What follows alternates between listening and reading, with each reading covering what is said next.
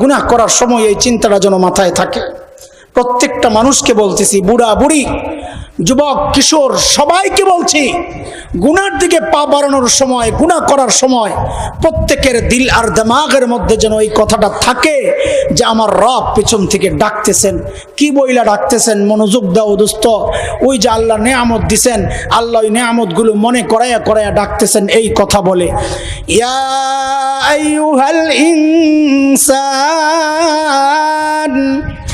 মা গররাকা বিরাব্বিকাল কারীম الذي خلقك فسواك فعدلك في أي صورة ما شاء ركبك রব ডাকতেছেন, ইয়া আইয়ুহাল ইনসান, এ মানুষ,